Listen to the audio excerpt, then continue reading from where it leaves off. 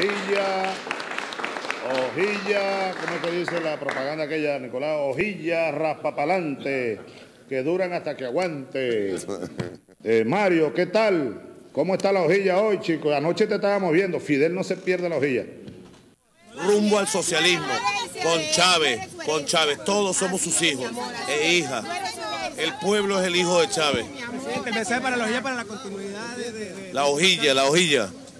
Bueno, la hojilla es el programa más visto de la televisión venezolana, sin lugar a dudas. No lo digo yo, lo dicen los números.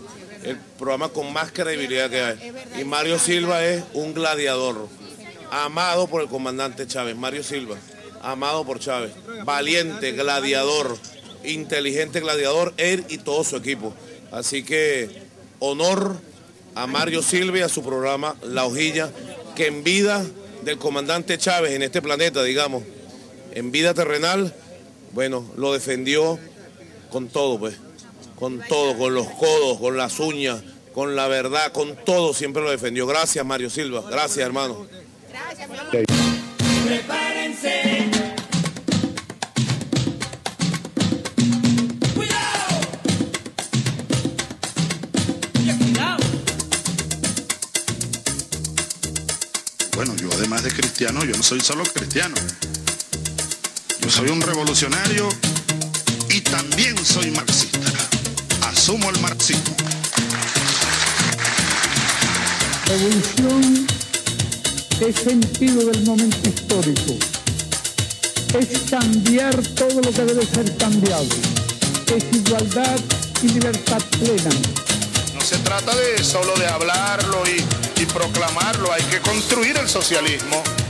Nuestro socialismo en el siglo XXI, en Venezuela, en el marco de América Latina y en el marco de los acontecimientos mundiales.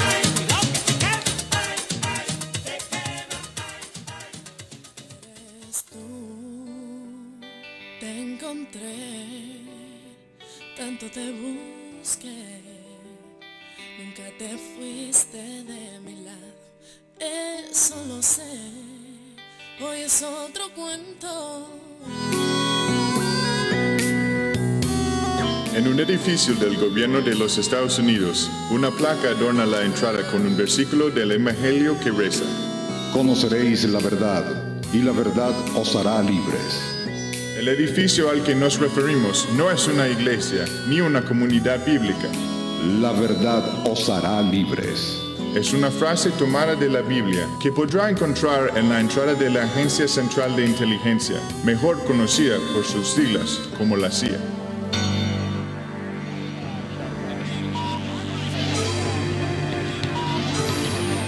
En el hermoso edificio de la CIA, buenas personas, padres y madres responsables, han dado lo mejor de sí por divulgar la verdad que nos hace libres. Los agentes de la CIA y sus colegas de otras agencias son una especie de ángeles modernos de la libertad que no vacilan en detener el avance de las fuerzas negativas que amenazan la realización del paraíso en la tierra.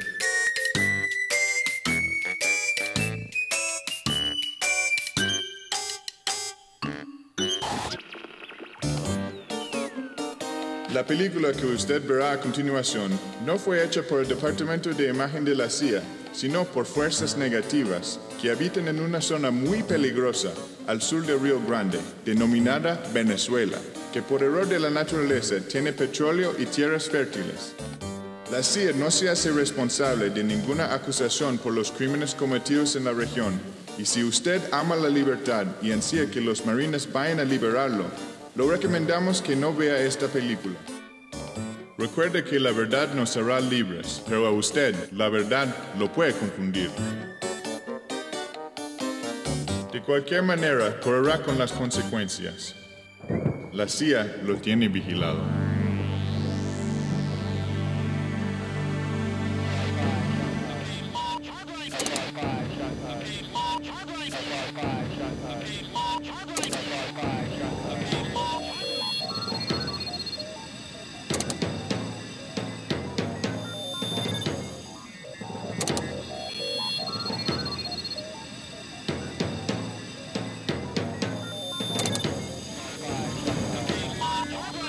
Ustedes no conocen la anécdota de Roosevelt con Somoza.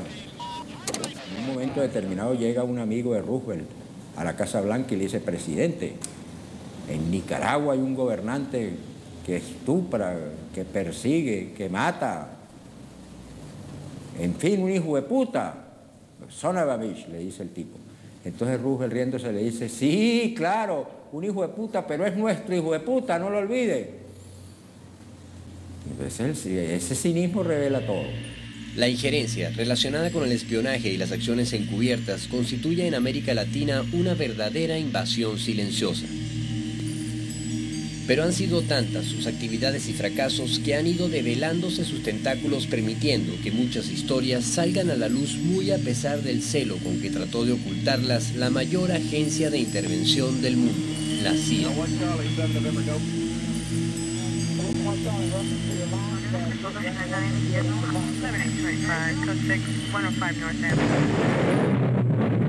Golpes de Estado, asesinatos, desapariciones y atentados que llenan páginas en la historia de América Latina tienen su origen en los planes de la Agencia Central de Inteligencia.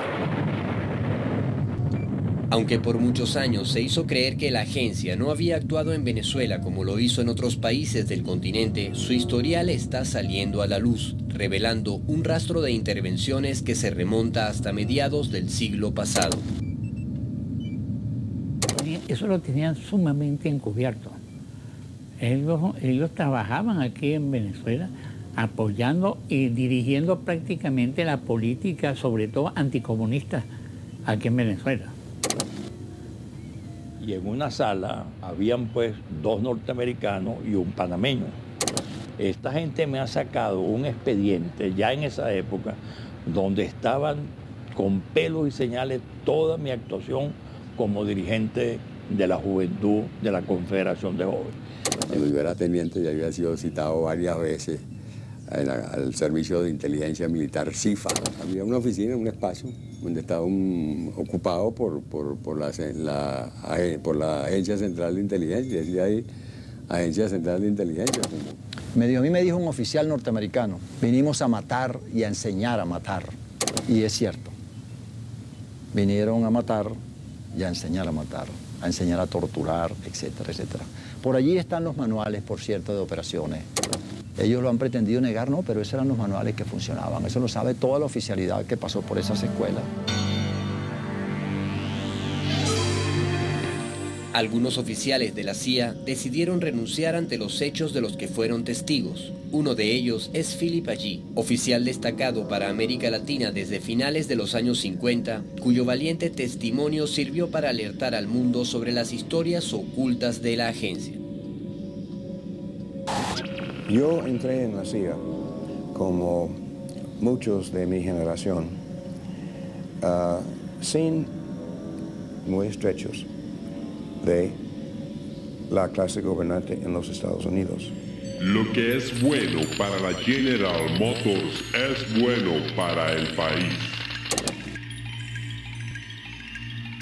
Al terminar la Segunda Guerra Mundial, otra batalla comenzar para dominar los mercados y recursos naturales del planeta.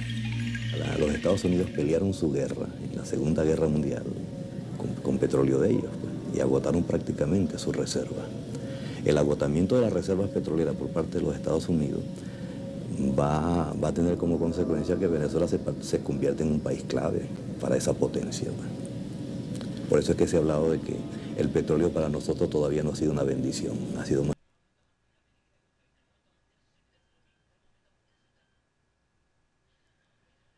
bien una maldad. Los generales de esta guerra serían las grandes corporaciones y sus empleados, los políticos del norte, que con el pretexto del anticomunismo abrirían las puertas a la Guerra Fría. La Guerra Fría comenzó a finales del año 47 con un discurso del presidente Harry Truman. Y ya, digamos, durante el año 48 podemos estar hablando ya de prácticamente una política de Estados Unidos ya focalizada sobre el problema de la lucha contra el comunismo internacional. La doctrina Truman postulaba que los Estados Unidos tenían que promover el alejamiento de la Unión Soviética, de los países nuestros, pues, de aquellos países que se les ocurriese de alguna manera permitir grupos, organizaciones populares, etcétera, que estuviesen buscando mayor justicia social y que pudieran acercarse a la Unión Soviética, acuérdate, aquello del enemigo interno, ¿no? Precisamente eso, contra esos países se iba entonces con todos los recursos. Bajo esta doctrina, Truman funda la Escuela de las Américas en Panamá e impone el Tratado de Asistencia Recíproca, con lo cual los ejércitos latinoamericanos se amarrarían a los designios del norte. Se reorganiza la comunidad de inteligencia creando nuevas agencias y para darle un rostro legal al intervencionismo se crea la OEA en 1948. Y esa dominación pasaba por entender la estrategia de seguridad nacional como identificando al enemigo interno como cualquier tipo de oposición que pudiese haber hacia las políticas norteamericanas. Dentro de este plan nacería la más efectiva maquinaria de la injerencia. Signing the bill that will enable our national military establishment to do more coordinating and less pulling in opposite directions. Siempre los militares habían tenido sus servicios de inteligencia, pero esta vez el plan era de establecer un servicio nacional civil. Esto fue la Agencia Central de Inteligencia, fundada en 1947. Con un mandato bastante explícito en su acta fundacional. Operaciones de los servicios clandestinos alrededor del mundo. Esto implica acciones encubiertas, operaciones paramilitares y espionaje entre sus capacidades. El directorio de operaciones, encargado de los trabajos sucios de la agencia, contaba con 6 divisiones que le permitieron hundir sus tentáculos alrededor del mundo. Lo que el norte consideraba su patio trasero era controlado por la división occidental a través de 5 secciones, cada una con varias unidades coordinadas por jefaturas locales. Normalmente la estación oficina física de la CIA en una embajada, lo que se llamaba en la agencia la estación, en el piso más alto, cerca de la oficina o las oficinas del embajador. Normalmente una sola puerta hacia adentro de las oficinas, y esa puerta está hecha de hierro o acero. Tiene una combinación como una caja fuerte. En aquellos días nadie sabía realmente lo que hacía la CIA. Se sabía que tenía espías y recolectaba información, pero nadie sabía qué tan honda penetración y manipulación de la sociedad civil en tantos países. El testimonio de quienes se encontraron cara a cara con sus agentes, la constancia de los investigadores y las cubriendo historias muy semejantes a las que vemos hoy en día. En América Latina no se da un golpe de Estado reaccionario sin la presencia de los Estados Unidos. El primer golpe lo dan aquí los Estados Unidos a Castro en 1908. El segundo se lo dan a Medina y el tercero se lo dan a Gallo. Inmediatamente después de haber sido depositado el último voto, los funcionarios electorales se entregaron a la tarea de contar los resultados. Se proclama presidente de los Estados Unidos de Venezuela al ciudadano Rómulo Gallego.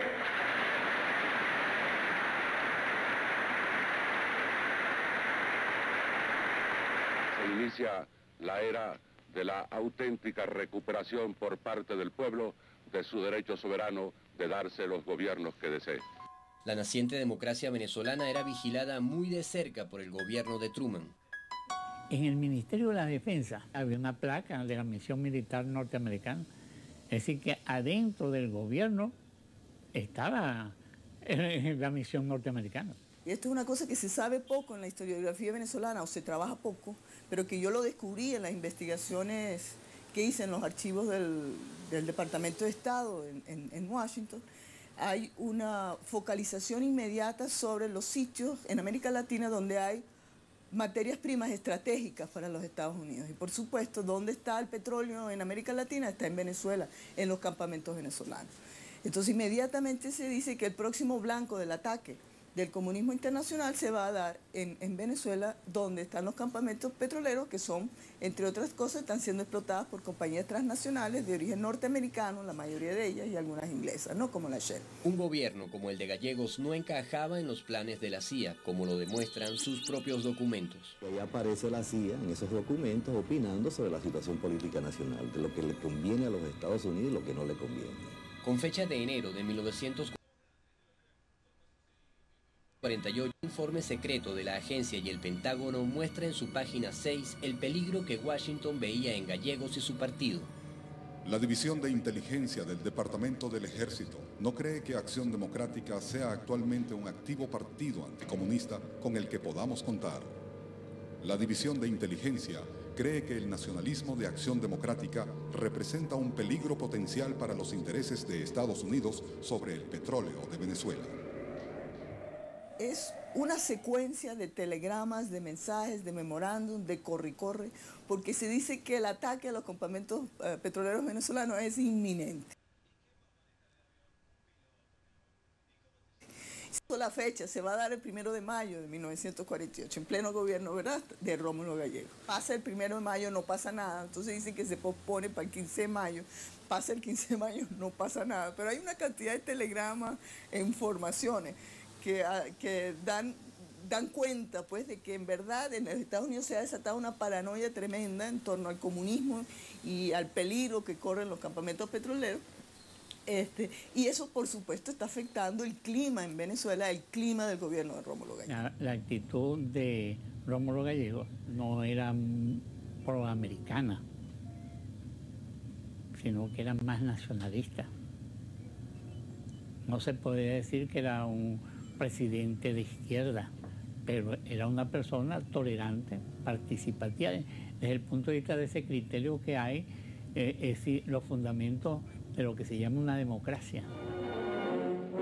El presidente de la República estampa el ejecútese a la Ley Orgánica de Educación Nacional, a la Ley contra el enriquecimiento ilícito de los funcionarios públicos y a la Ley Agraria. Con la asesoría del ministro de Fomento, Juan Pablo Pérez Alfonso, se dicta una reforma legal para hacer cumplir el pago de impuestos a las petroleras extranjeras. A los ojos del imperio, sus sagrados intereses habían sido tocados por el gobierno venezolano. Y 12 días después de aquella reforma de ley, Rómulo Gallegos es derrocado por un golpe militar donde ya se dejaba ver la huella de la injerencia norteamericana. El 48 comenzaba la Guerra Fría. Y en un momento de crisis internacional en que para Estados Unidos era fundamental tener gobiernos adictos en América Latina, no importaba que el gobierno de Gallegos no hubiera tomado ninguna medida, pero era débil. Es decir, los intereses americanos no estaban debidamente protegidos con Gallegos como podían estarlos protegidos por una dictadura militar. En todo caso, sí te puedo decir que los documentos son contundentes en decir que, tanto los militares como la embajada, de manera que ellos respiran aliviados cuando sale el golpe.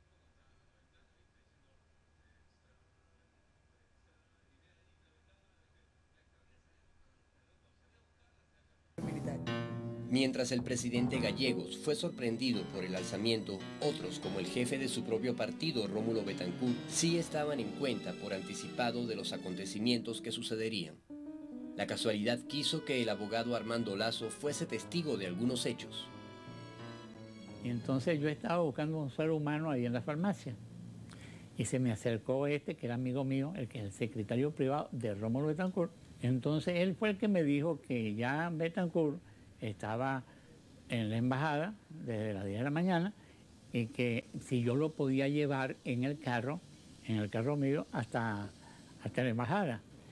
Y es una cosa muy sospechosa de que Betancourt se mete en la embajada afilado en la mañana y a Gallego lo tumban al mediodía, a la 1 de la tarde.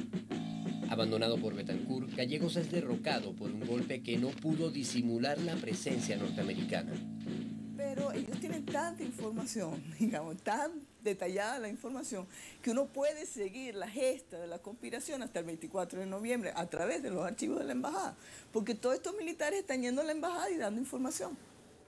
En esos días había llegado, nombrado, agregado militar, norteamericano, la Embajada de Caracas, el coronel Edward Adams.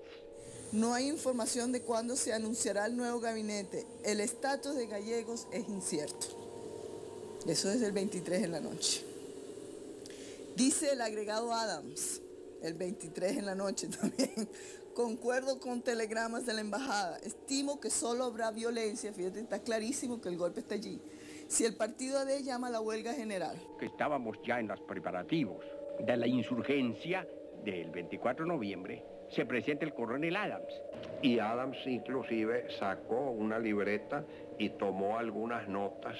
Hay un escándalo, como acabo de decirlo, de alguien por ahí que salió haciendo cosas, gritando, un gringo, y hay que sacarlo por una puerta trasera y mandarlo, váyase de aquí, coronel. Y se marchó para ir a informar a su embajada de lo que estaba ocurriendo. Cuando don Rómulo Gallegos cae el 24 de noviembre y inmediatamente a la salida del exilio, él llega primero a Cuba, a La Habana, y bajándose el avión da el discurso, el famoso discurso, es publicado en el periódico El Clarín de Buenos Aires y paraliza el proceso de reconocimiento de la Junta Militar. Aquí ha ocurrido un acto más de la tragedia que en nuestra América viene padeciendo la democracia. ¿Qué significa la presencia de un agregado militar de la Embajada de potencia extranjera en ajetreos de cooperador y consejero en uno de los cuarteles de Caracas mientras se estaba desarrollando la insurrección militar contra el gobierno constitucional que yo presidía?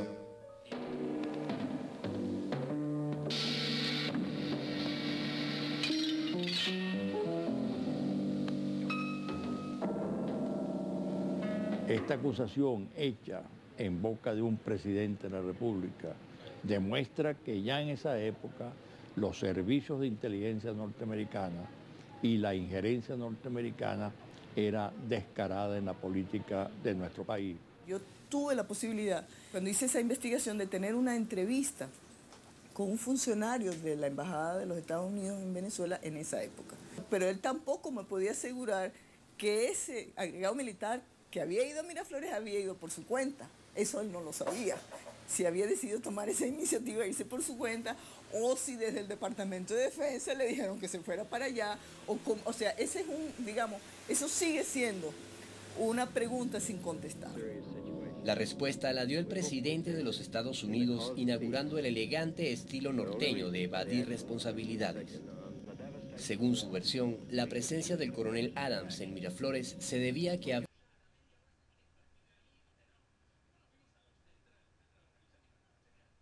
había ido a hacer unos pases de cortesía a una corrida de toros.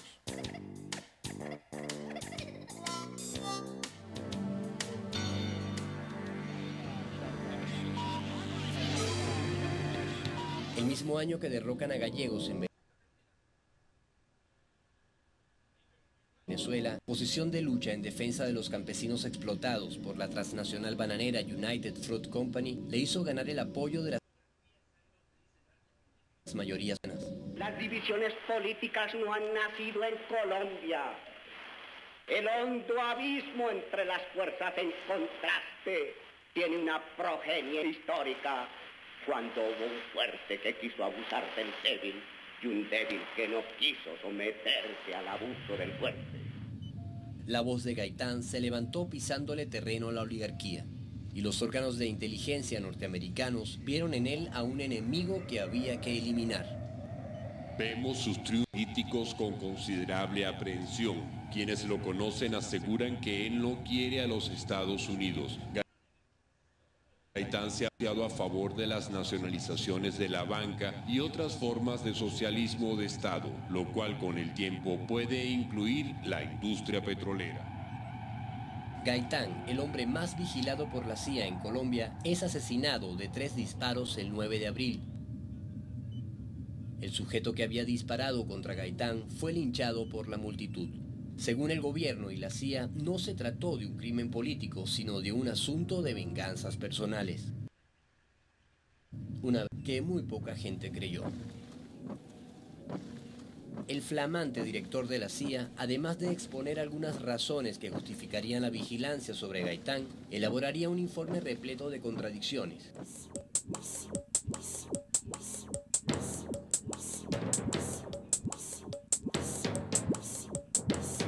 Según la CIA, el asesino era José asesinado por Cortés, o sea, él mismo.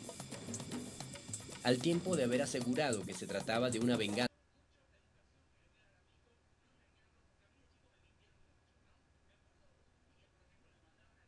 personal, cambiaron su versión diciendo que habían sido los comunistas. Después, el mismísimo Fidel. La CIA montó un circo de falso del intervencionismo.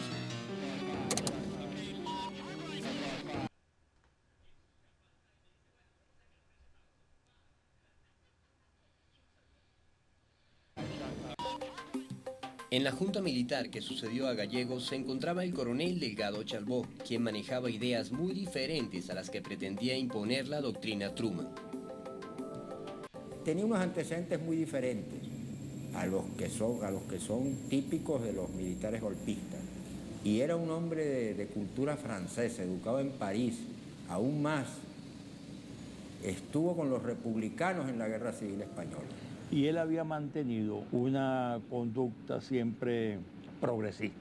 Dentro de la Junta Militar, él era partidario de convocar elecciones y marcaba una diferencia con los dos otros tenientes coroneles de la Junta de Gobierno, que eran de corte pues, de la ultraderecha y pro-norteamericana. Yo creo que él se sumó al golpe porque vio que el gobierno de Gallegos estaba perdido y que era preferible actuar con los golpistas que enfrentarse a ellos. Así como el presidente Gallegos, Chalbaud salió de la escena política de inmediato, pero de modo más dramático. De esta casa salió para Miraflores por última vez el comandante Delgado Chalbaud, presidente de la Junta Militar de Gobierno. Se apoyan en un grupo de forajidos dirigido por Rafael Simón Urbina. Los secuestran. Eran las 9:30 de la mañana del 13 de noviembre de 1950. Pérez Jiménez está en cuenta de todo esto. Ahora lo hemos agarrado. Para adentro. ¡Asesinos! ¡Cobardes! Así no se matan los hombres. ¡Igualenme! Así no se matan los hombres.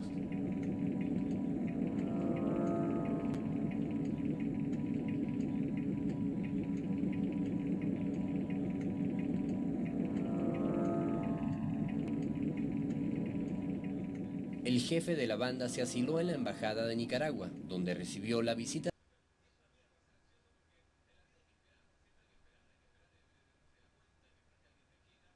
misterioso agente de la embajada norteamericana. Pocas horas más tarde apareció muerto en otro extremo de la ciudad. Un fotógrafo venezolano sorprendió a uno de los agentes del FBI en Caracas saliendo del tribunal donde se custodiaba el expediente del magnicidio. Las pistolas utilizadas en el crimen fueron a parar en los Estados Unidos a manos del FBI, quien concluyó que ninguna de las armas tenía huellas que facilitasen la investigación.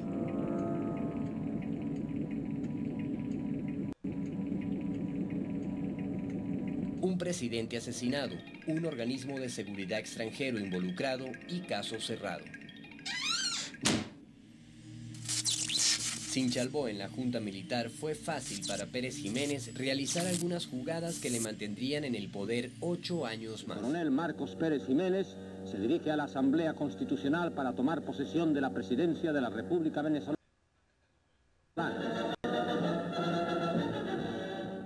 La dictadura de Pérez Jiménez es una dictadura típica de la seguridad nacional norteamericana. Por eso el gobierno de Pérez Jiménez fue calificado por el gobierno de Eisenhower y de Foster Dulles, que era el secretario de Estado de los Estados Unidos en esos momentos, como el gobernante modelo para América Latina. El cuerpo diplomático e importantes personalidades felicitan al nuevo presidente de la República de Venezuela. El presidente Jiménez jura el cargo prometiendo gobernar eficazmente, explotar las riquezas de la nación y desarrollar el programa de obras públicas.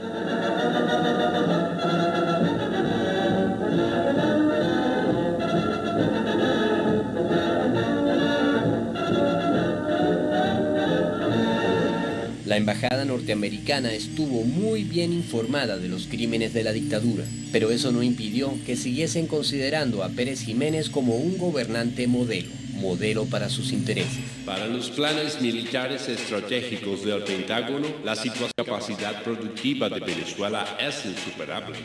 Para Venezuela, esa década comenzaba con la estocada mortal a cualquier esperanza por remontar la senda de la democracia. Pero para Estados Unidos, los años 50 comenzaban con un aparato de inteligencia e intervención fortalecido. Una de las primeras acciones de la agencia fue la Operación Sinsonte, dirigida a obtener el control de varias agencias de noticias y a reclutar periodistas que... Material como si fuera suyo. Por propia admisión de la agencia, al menos 25 organizaciones y 400 periodistas se convertirían en recursos de la CIA. Y les pagamos salarios para colocar nuestra propia... Ojalá que todos los trabajadores fueran capitalistas. Y lo más bonito es que en el sistema capitalista, que aparentemente el trabajador no quiere defender y sostener, en este sistema capitalista cualquier trabajador puede efectivamente convertirse en un capitalista. Todo está en que pueda comprar una acción que sea de 50 centavos de cualquiera de las empresas que las ponga en el mercado. Esto lo vemos a menudo en los Estados Unidos. Desaparecidos los nazis, el nuevo enemigo que debía derrotarse eran los comunistas. Excelente guión cinematográfico para una opinión norteamericana adicta a las historias de Hollywood. Héroes rubios que luchan contra villanos de cualquier otro color. Mando un fantasma, ¿no? Y ese fantasma en esa época total era el comunismo. Y no eran ni inclusive anticomunistas, pero que no estaban con el gobierno, entonces decían que era comunista y entonces lo perseguían. Era antes de la guerra en Vietnam, eran los años 50, años muy conformistas y casi se puede ser inocentes, por lo menos para jóvenes como yo. Con una campaña electoral que prometía librar a los estadounidenses del terror comunista, en 1950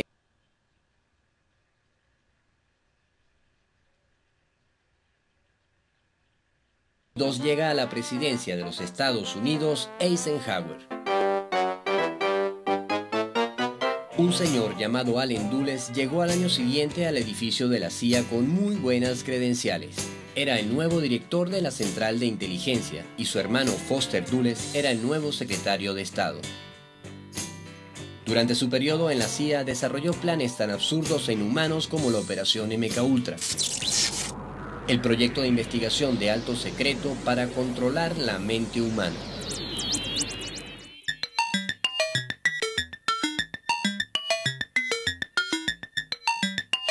La compleja estructura de la CIA contaba con la Oficina de Inteligencia Científica, donde debutaba el Dr. Sidney Glotiev, siniestro personaje experto en venenos que había recorrido las selvas de América Central explorando nuevas sustancias tóxicas.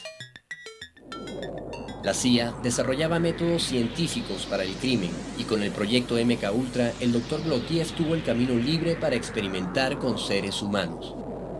Estados Unidos ha llegado a cometer barbaridades contra su propia gente, como probar, por ejemplo, con las madres embarazadas de Nueva York, unos supuestos tónicos que en realidad contenían isótopos radioactivos para probar el comportamiento del ser humano ante la radiación nuclear. Varios agentes de la CIA, sin saberlo, fueron utilizados como conejillos de indias en la frenética búsqueda de un superagente que fuese manejado por métodos de control mental. Uno de ellos fue Frank Olson, un espía a quien el Dr. Gottlieb suministró secretamente una droga desarrollada en su laboratorio, el LSD. El agente Frank Olson, creyéndose un pájaro, acabó saltando del 10º piso de un hotel donde lo tenían custodiado. Ha hecho eso con los niñitos de la escuela Clinton de Minnesota, donde los niñitos bebían todos los días un vaso de leche que después se descubrió que era material radioactivo. Han dispersado bacterias sobre San Francisco, donde viven ciudadanos estadounidenses. Entonces, si hacen esas barbaridades con sus propias ciudadanos, pueden hacer barbaridades mucho peores con nosotros, los habitantes del tercer mundo. Los familiares del agente Frank Olson decidieron ir en búsqueda de la verdad, pero la CIA encontró la manera de continuar con los macabros experimentos, logrando incluso que sus tentáculos llegasen hasta Venezuela, buscando algo muy distinto al petróleo, pero igualmente valioso para los planes científicos del norte: nuevas drogas y seres humanos sobre los cuales experimentar. Han utilizado a las etnias de estas zonas amazónicas y de la Amazonia y de la Orinoquia como cobayas, pues como animales de experimentación. Y han descubierto que los Yanomami tienen resistencia a ciertas enfermedades y se han prestado para inocularle enfermedades a poblaciones Yanomami para ver cómo reaccionan. O sea, experimentos que no pueden ser calificados menos que de experimentos nazis. Y ha habido una política, por un lado, de penetración, que es lo que han cumplido las nuevas tribus. Entraron 46. Y desde el 46 están ubicados en esos sitios estratégicos que son esas zonas del área amazónica. Miren eso en un mapa y se dan cuenta que esa es el área amazónica, toda el área amazónica, con todo lo que representa en biodiversidad, todo lo que representa en materiales estratégicos, en control del agua, en control de sabiduría, en control de áreas estratégicas, etc. Y las nuevas tribus están, por supuesto, metidas allí, financiadas como espías que son al servicio de la CIA, al servicio del Departamento de Estado, para cumplir las funciones de saqueo de recursos territoriales, de levantar mapas, de controlar y desnacionalizar a las poblaciones indígenas y al mismo tiempo de ejercer pues unas labores de control estratégico de un área que es fundamental. La Estándar se interesó también en el oeste del lago, en la sierra de Perijá, habitada por yucpas y motilones. Muchos años más tarde, apaciguados los motilones y con técnicas modernas de perforación, se logró extraer petróleo a 5.600 metros en el Pozo Alturitas 1, considerado en los años 60 como el pozo más profundo de toda América Latina. Han habido varias fases en esta historia. Durante los años 50 la CIA tuvo grandes éxitos en derrocar los gobiernos de Irán y de Guatemala por su nacionalismo. Años después van a caer otros y vamos a tener, ¿verdad?, todo el panorama militar que vamos a saber y toda una política exterior norteamericana que aupa más bien las dictaduras militares en detrimento de la democracia en América Latina a favor de sus intereses de seguridad nacional y en su combate contra el comunismo.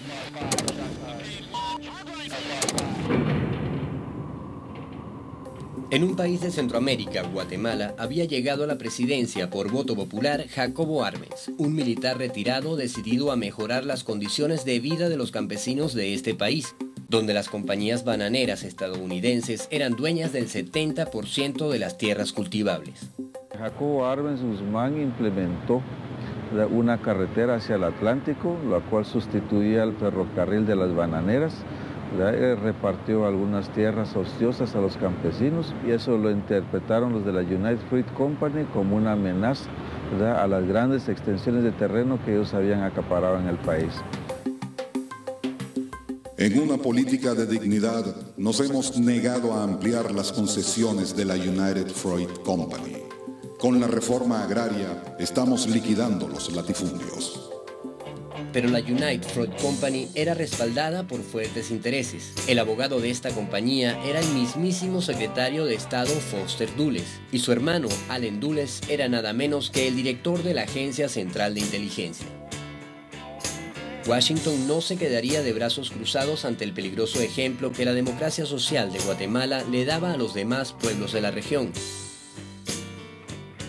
Eisenhower con su pandilla decidieron el futuro de la democracia guatemalteca poniendo en práctica un nuevo plan, la Operación Éxito. La CIA desplegó una gran campaña publicitaria para hacer creer al mundo que Guatemala había caído bajo las garras del comunismo soviético. El presidente Eisenhower declaró que los acontecimientos de las últimas semanas en Guatemala preocupan mucho a Estados Unidos. De pronto, la empobrecida nación guatemalteca empezó a ser la gran noticia en todos los medios de comunicación, presentándola como una feroz amenaza para la tranquilidad del hemisferio. In other words, the Arbenz regime was not a Guatemalan government. It was a foreign government controlled by foreigners. En solo un mes se escribieron más de 200 artículos con terribles historias sobre Guatemala. 3 películas sobre la amenaza guatemalteca recorrieron los cines de Estados Unidos. Se mostraron fotografías de cadáveres mutilados acusando al gobierno de Arbenz por esos crímenes. Estas medidas, dijo, están fundidas en el mismo molde que el mundo libre ha visto usar en otros países que cayeron bajo la órbita del comunismo. Con esta avalancha de propaganda, los hogares norteamericanos no podían sentirse seguros con Jacobo Arbenz en el poder. La Operación Éxito logró su primer objetivo, que el mundo se sintiera amenazado por Guatemala. Otra de las metas del plan era restar apoyo popular al gobierno de Arbenz, y como parte de las operaciones psicológicas y de desinformación se interfirieron las radios guatemaltecas. Aeronaves norteamericanas diseminaron 100.000 panfletos sobre la cronología del comunismo en Guatemala. 2 agentes de la CIA instalaron una estación de radio en la República de Honduras, a la que llamaron Voz de Liberación, un recurso de guerra psicológica que la CIA continuaría empleando en todas sus operaciones. La Conferencia Panamericana celebrada en Caracas es un buen ejemplo de la forma en que actuaban los tentáculos de la CIA desde Venezuela y el uso que Washington le daba a la diplomacia internacional. Se sabía que los gringos estaban preparando la invasión de Guatemala y que la Conferencia Panamericana era como el preámbulo ideológico de aquella operación. En Caracas se celebra la 10ª Conferencia Interamericana. Encabezando la delegación estadounidense se halla el secretario de Estado John Foster Dulles, comunista en este continente, y que si desoye nuestra advertencia y no se aparta de nosotros, tomaremos medidas que corresponde a una situación que podría poner en peligro la paz de América. Endanger the peace of America. Vino exclusivamente a Venezuela a obtener una resolución de la 10ª conferencia señalando que Guatemala era un gobierno comunista, legitimando, digamos así, una intervención de Estados Unidos para derrocar al gobierno de Guatemala. U.S. Secretary of State Dulles takes the rostrum to urge. They may not themselves have been communists, but they had been subjected to the inflammatory influence of communism, which avowedly uses extreme nationalism as one of its tools. Con la complicidad de la Conferencia Panamericana, la Operación Éxito entraba en su fase final. Sí, hay muchos estudios y hay mucha información difundida en relación a que fue el gobierno de los Estados Unidos el que intervino directamente con mercenarios desde Honduras para derrocar al presidente Jacobo Arbenz. Una base militar en la Florida sirvió de cuartel general de la operación, dirigida por el oficial de la CIA Tracy Burns. Bajo el Tratado de Asistencia Recíproca, los dictadores de la región enviaron su contribución a la invasión. El dictador nicaragüense Anastasio Somoza armaría a los paramilitares financiado por la CIA. Pérez Jiménez no se quedaría atrás enviando armas y logística. Hoy, a las 16 horas, aviones de fabricación norteamericana del tipo P-47 atacan la ciudad de Guatemala, ametrallando edificios gubernamentales, viviendas particulares y bombardeando bases militares. Mientras caían las bombas norteamericanas, el cinismo del imperio tomaba la palabra en las Naciones Unidas en la voz de su embajador Henry Cabot. But as a revolt of Guatemalans against Guatemalans. Pero con el paso del tiempo, documentos desclasificados de la propia CIA develarían los detalles y los nombres de los agentes norteamericanos implicados. El propio embajador norteamericano John Perufoy, Enno Hobbins, oficial de operaciones, David Attel Phillips, oficial de operaciones psicológicas, David Morales, destacado asesino al servicio de la CIA.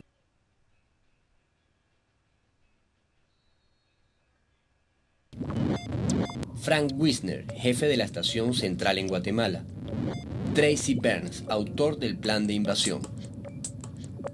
Howard Hunt, agente operativo destacado en operaciones psicológicas. Este criminal declararía ante cámara algunos comentarios reveladores sobre la invasión. What we wanted to do was have a terror campaign to terrify Arbenz particularly, terrify his troops, much as the German Stuka bombers terrified the population of Holland, Belgium, and Poland at the onset of World War II, and just rendered everybody paralyzed. Estos son algunos rostros del equipo de criminales que movieron los hilos de la invasión imperialista a Guatemala y le hicieron creer al mundo que se trataba de un conflicto interno. In this Guatemalan town of Equipulas, just occupied by anti-government forces,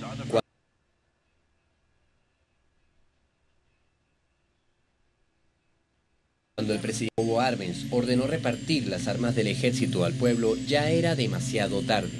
Cercado por generales traidores y viendo a su pueblo morir bajo las bombas de la aviación norteamericana, el presidente Arbenz se dirige al país por radio el 27 de junio. AMUSA que temen que el ejemplo de Guatemala sea imitado por otros países latinoamericanos. Con la esperanza de detener esta agresión y restaurar la paz, he decidido renunciar. Esto ha sido uno de los hechos más lamentables en la historia de Guatemala, porque eso significó en adelante 50 años de dictadura militar, 50 años de debilitamiento del Estado guatemalteco. Hay ahora una situación de extrema pobreza y de miseria que se hubiera evitado si el gobierno revolucionario democrático hubiera seguido desenvolviéndose. En la siguiente fase del plan, Eisenhower hizo grandes esfuerzos en presentar al dictador impuesto en Guatemala como un hombre honorable. Llegaron incluso a darle el título honoris causa de la Universidad de Columbia, el mismo título que años atrás había recibido Gallegos por su obra literaria. Pero la dignidad de este venezolano le echó por tierra el maquillaje al dictador. Sírvase tomar nota que renuncio al título de doctor honoris causa que me confirió esta universidad. Mi posición democrática, respetuosa de los derechos de los hombres y de los pueblos, no me permite compartir el honor con quien por opuesto modo ha llegado al gobierno de su país. Con la invasión a Guatemala, Foster Dulles se consagró como el embajador del crimen en América Latina. A su cartel de asesinos se sumaba el nombre de un agente venezolano que coordinó apoyo logístico a la invasión, Pedro Estrada.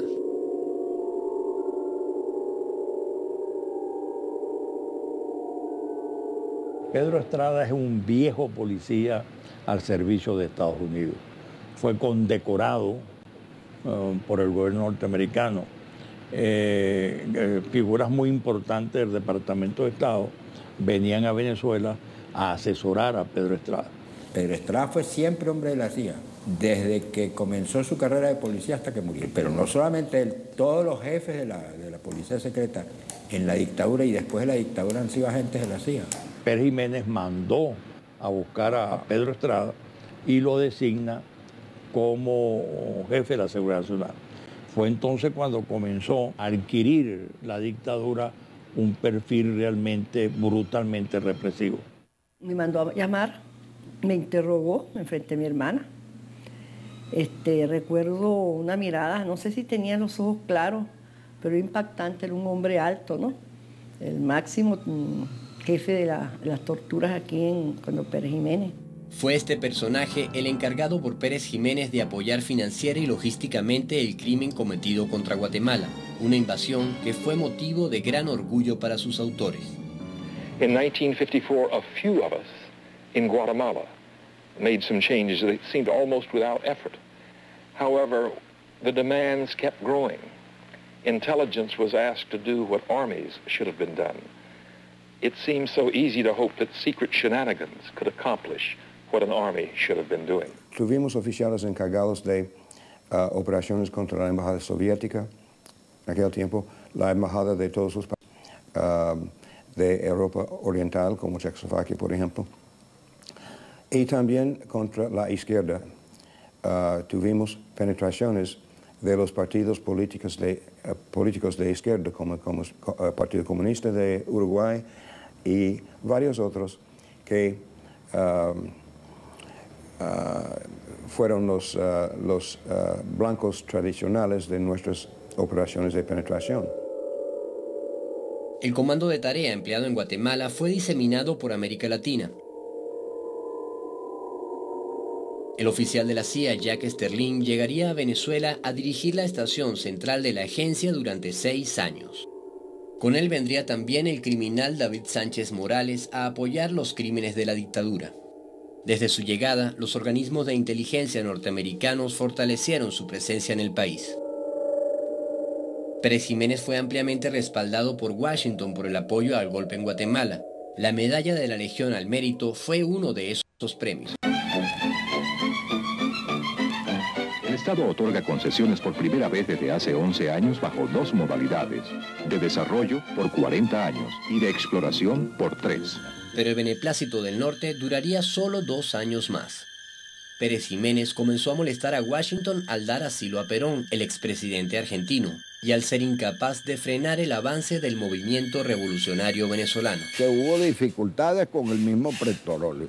En segundo lugar, a los americanos lo irritó mucho la planificación de la red ferroviaria, sobre todo a estas ensambladoras Ford y General Electric. Finalmente terminó por hacerse chocante para los Estados Unidos y causar una de las intervenciones indirectas que Estados Unidos ha tenido en la política venezolana.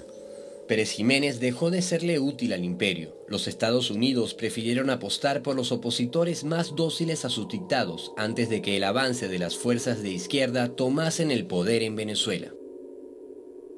Estaban los acuerdos que se lograban en Nueva York con la anuencia de Nelson Rockefeller entre los principales partidos políticos que luego serían el centro del pacto de Punto Fijo. El papel que jugó Nelson Rockefeller en la conformación de ese pacto y en el logro de los acuerdos fundamentales entre estos 3 partidos políticos que fueron el núcleo del acuerdo fue determinante. Mientras muchos venezolanos daban la vida en las calles, otros desde el cómodo exilio daban los discursos.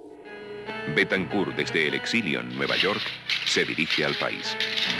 La hora de la victoria del pueblo está cercana, no para usufructuarla, sino para contribuir a que todos los venezolanos vivan libres del temor y de la necesidad. El fin de la dictadura de Pérez Jiménez en enero de 1958 marcó el regreso a Venezuela de sus grandes líderes democráticos. Rafael Caldera, con Rómulo Gallegos y Jovito Villalba, echa las bases del entendimiento político que habrá de garantizar en el proceso electoral el renacimiento de la democracia en nuestro país. Los buenos muchachos del llamado Pacto de Punto Fijo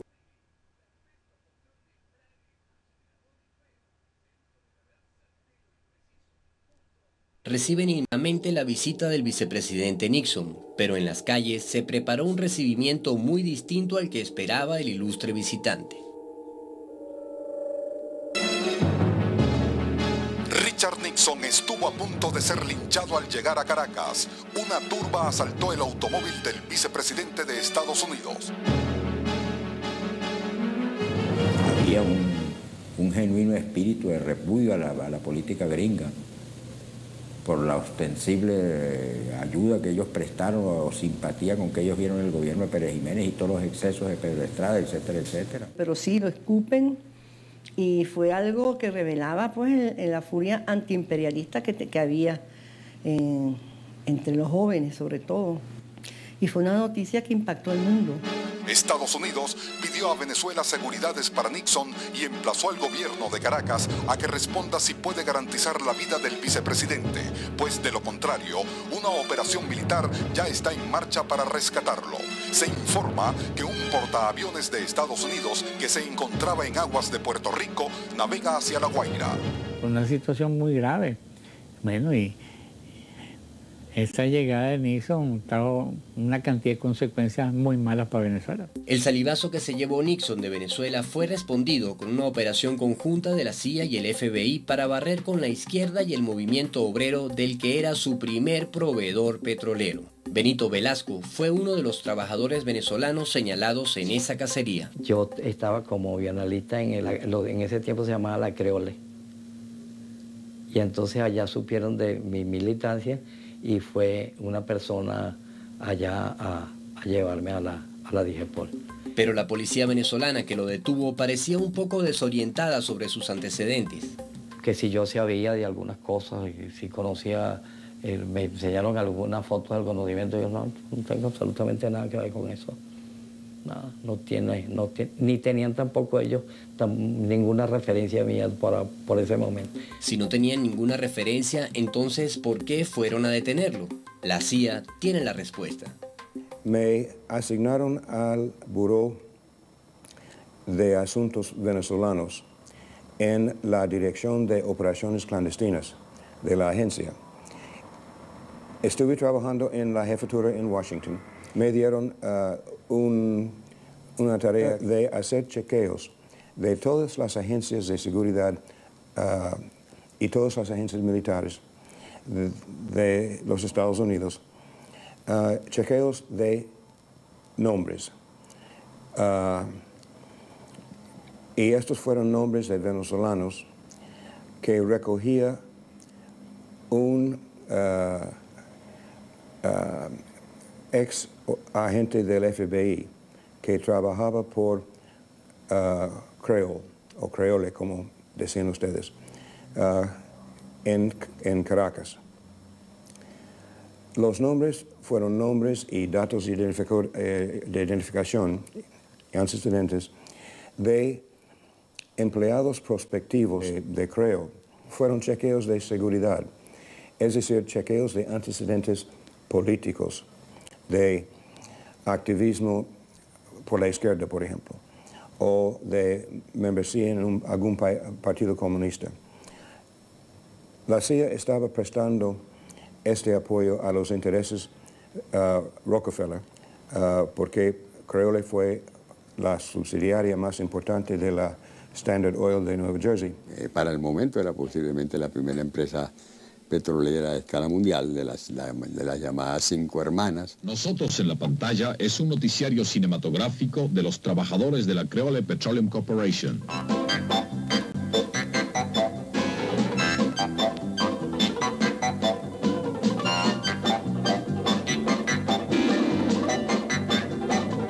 Además de eso, Rockefeller tenía inversiones en otros rublos en Venezuela, principalmente en la distribución de alimentos a través de la célebre cadena de automercados CADA. Con una ampliación de los servicios informativos que la Creole Petroleum Corporation viene prestando a la colectividad venezolana por Radio Caracas. Con Rockefeller adueñado del país y Betancur en la presidencia, la injerencia del norte seguiría teniendo las puertas abiertas en Venezuela. Yo no tengo la menor duda de que la CIA formó a Carlos Andrés Pérez también. Hay una entrevista donde Betancur dice que Adlai Stevenson, que formaba parte del cogullo de la CIA, era muy amigo de él. Y él entregó a su muchacho, el muchacho de Rubio, para que se lo formara. Y por eso es que Carlos Andrés Pérez deviene el superpolicial, igual que en el pasado lo había sido Pedro Estrada durante la dictadura de Pérez Jiménez.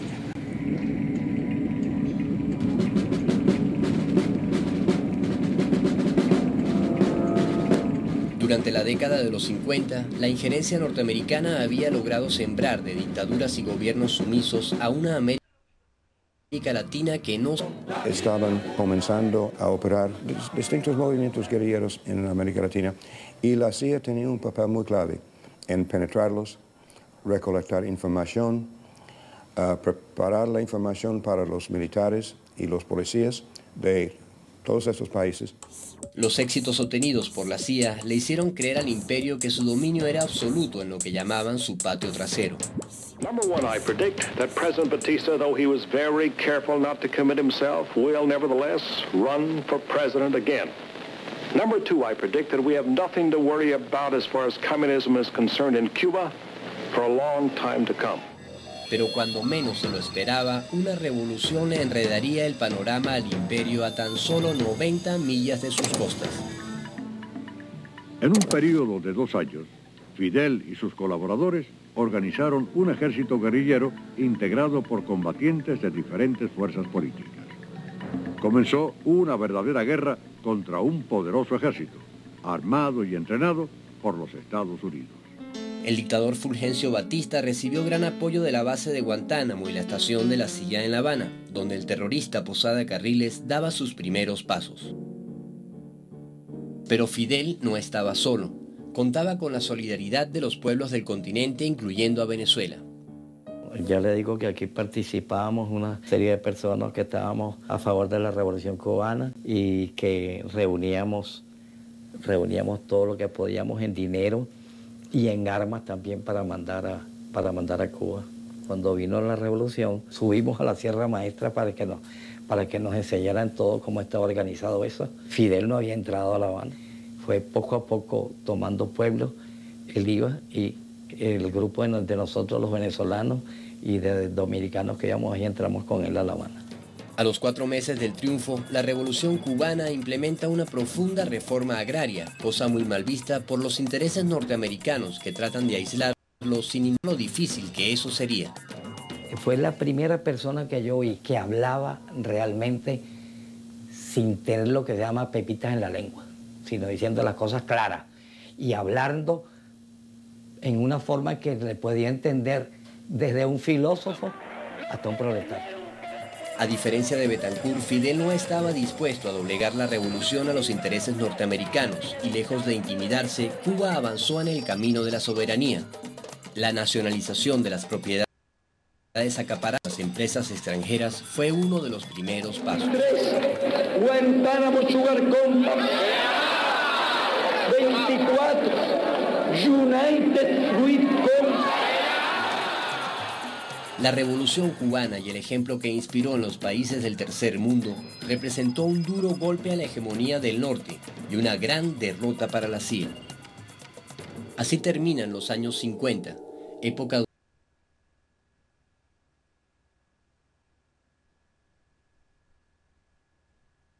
durante la cual la agencia tejió una telaraña con la que pretendió detener el curso de la historia, pero sus propios errores y la resistencia de los pueblos desenmascararían en las décadas siguientes los tentáculos de una invasión silenciosa.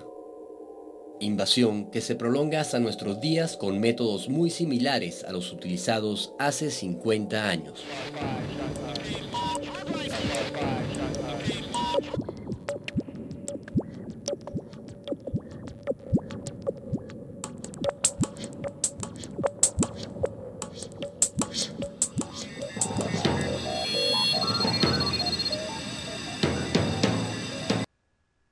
En Venezuela actualmente tienen un programa bastante amplio y sofisticado para remover del poder al presidente Chávez y la coalición que lo apoya. Van a tratar de nuevo, pero les advierto a los señores imperialistas de los Estados Unidos, a Bush, Condolencia y compañía, si siguen por ese camino, les vamos a morder el polvo de la derrota una vez más. Se los garantizo. No podrán con nosotros.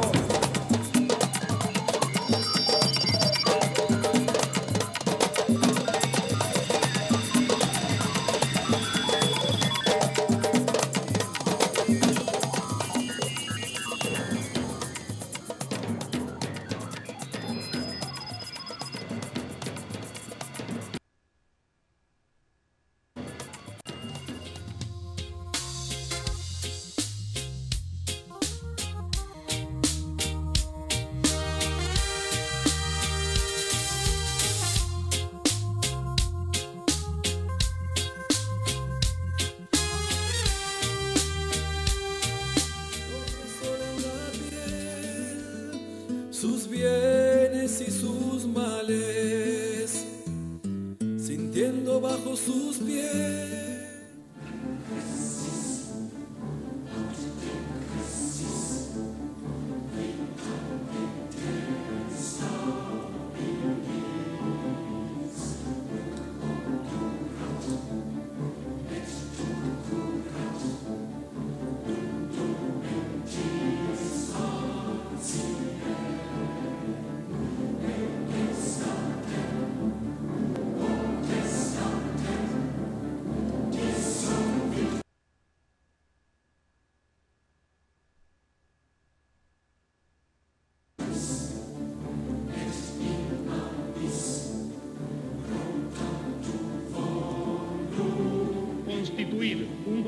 gobierno de transición democrática y unidad nacional de la siguiente forma y bajo los siguientes lineamientos.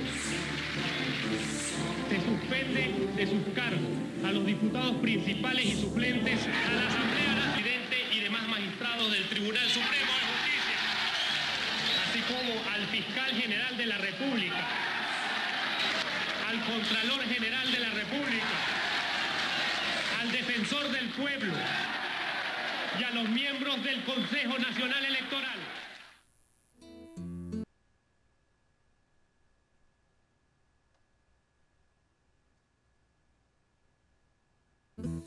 Sintiendo bajo sus pies presiones infernales,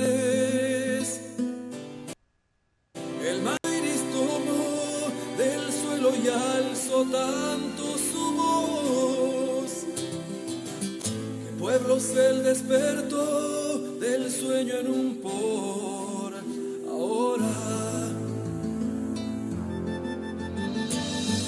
Delante si un día vio el dedo del destino,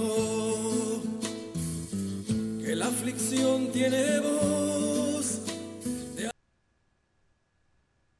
ancianos y de niños. Pues la imagen del presidente, cómo fue rescatado, cómo llegó con crucifijo, llegó además muy conciliador. No llegó confrontador, ni llegó ofreciendo castigo ni muerte para aquellos que lo habían sacado del poder de manera bastante violenta. Sin embargo, esto no recompone al país. Esta figura conciliadora de Chávez, estos de mediados de abril, no recompone al país con las confrontaciones que desde esos días, las confrontaciones en Venezuela, es importante señalarlo, se hacen en los medios y a través de los medios. Estos dos proyectos de país que transitan todavía paralelamente como dos aceras de la misma calle, se están confrontando fundamentalmente en los medios y a través de los medios de comunicación social. Canalla que tenemos en la presidencia de la República. Hugo Chávez y su gobierno son un caso patente de enfermedad terminal, nociva, infectocontagiosa. Si él no entiende, por cobarde que es. Y por eso no nos moveremos de aquí hasta tanto y cuanto no rescatemos el país que necesitamos, y el camino a transitar es la renuncia no solamente de Hugo Chávez Frías, sino de su tren ejecutivo, porque ninguno transita por el camino de la democracia. Lo que está ocurriendo es sencillamente la continuación de un plan. Esto no es sencillamente un hecho coyuntural, no es un hecho circunstancial. Estamos en presencia de una gran operación por parte del Ejecutivo, autoritaria, violenta, que tiene como propósito último escamotear la posibilidad de que el pueblo exprese su opinión a través del referéndum. Cuando nuestro presidente regresa, es asombroso la forma en que él regresó, porque él regresa con un crucifijo en la mano, perdonándolos, cosa que nosotros en el momento no estábamos de acuerdo.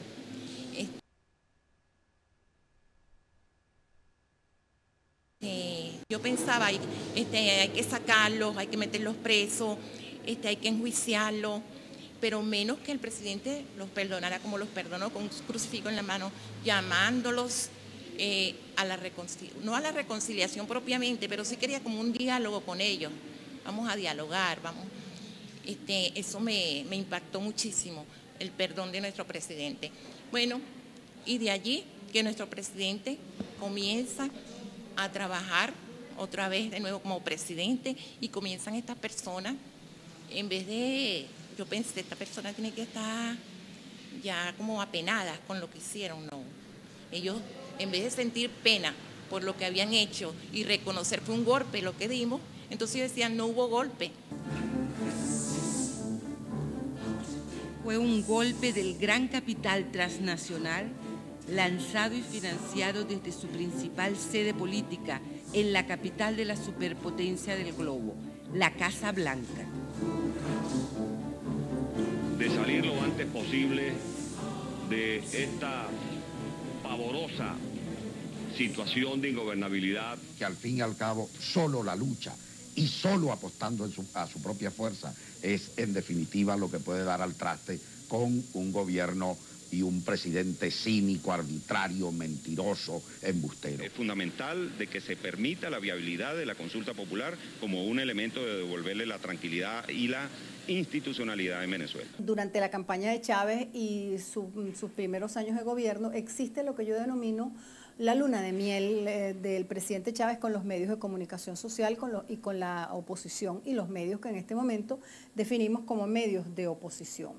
Sin embargo, entre el 98 y el 99 ocurre un hecho importante que es la Asamblea Constituyente, todo el proceso constituyente y la Asamblea Constituyente, donde se comienzan a aprobar unas leyes, a discutir unas leyes que de alguna manera cuestionaban las cuotas y espacios de poder de élites políticas, élites económicas, élites culturales y élites religiosas que habían decidido los destinos de Venezuela durante los últimos 20, 30, 40 años.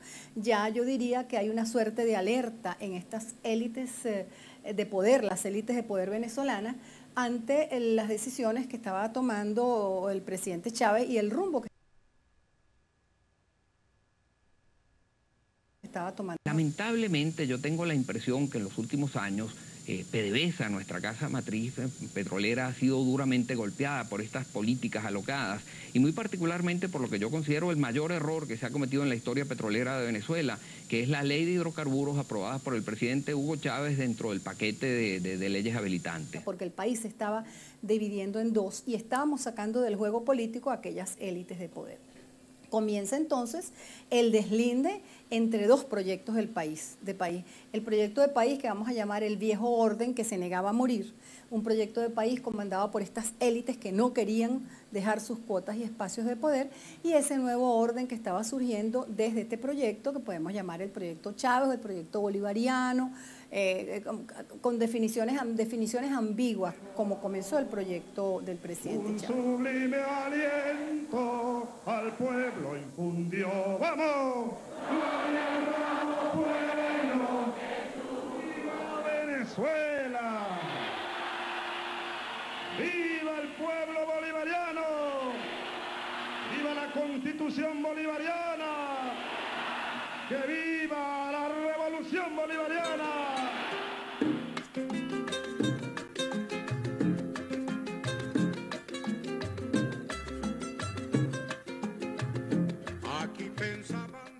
La llegada de la revolución bolivariana del presidente Chávez, podemos hacer el parangón con la canción de Carlos Puebla, En eso llegó Fidel.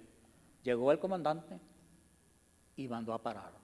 Toda la jauja, el gran jolgorio de explotación que es ejercido por el imperialismo en nuestro país, el dominio de una clase que le servía de sus agentes, todo eso se rompió, se cuarteó, se empezó a derrumbar. Proyecto bolivariano. A cualquier posibilidad de derrota, renuncio a la derrota.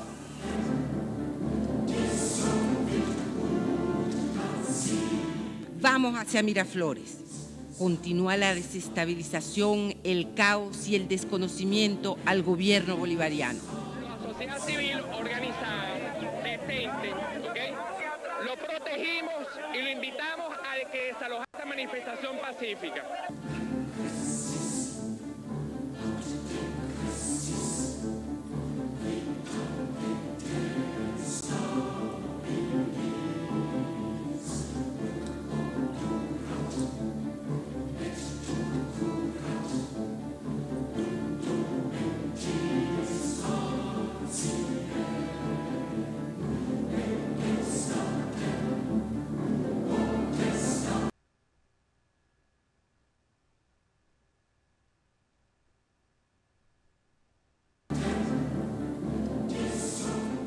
Esa popularidad que raya.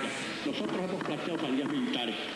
Cuando el presidente de Acción Democrática o el secretario general o el presidente de la CTV estamos planteando extremar las medidas de presión de la sociedad civil, es porque nos encontramos de frente a un gobierno de pillos, de bandidos, que no solamente ha acabado con la democracia, sino que está propiciando todos los días con sus ejecutorias y sus obcecaciones el que se produzca en este país otro golpe de Estado. La oposición planteó realizar un referendo consultivo con el fin de convocar a elecciones en 60 días. Recogieron firmas para solicitar ese referendo ante el Consejo Nacional Electoral. La oposición, empeñada en esta maniobra ilegal e inconstitucional, confundía a los venezolanos tergiversando los lineamientos de la Constitución. El objetivo era sacar a Chávez de la presidencia. Han recogido 1.201.735 firmas. Con la televisión continúa transmitiendo en vivo y directo todas las incidencias de este recorrido y marchas del CNE. Chávez tiene que ir. No hay referendo con Chávez, no hay elección anticipada con Chávez, no puede haber nada con Chávez. Tiene Chávez que irse y después hablamos. Esa es condición previa. Este es un genocida el señor Chávez. Este es un asesino el señor Chávez. Y yo espero que acompañe a Milosevic, porque me parece que Milosevic está muy solo en las celdas de La Haya. Una gran batalla de la sociedad civil que va a librarla para precisamente recuperar los espacios de la democracia que han sido conculcados en este régimen totalmente autoritario. ¿Vencido en abril? ¿Cesaron? No.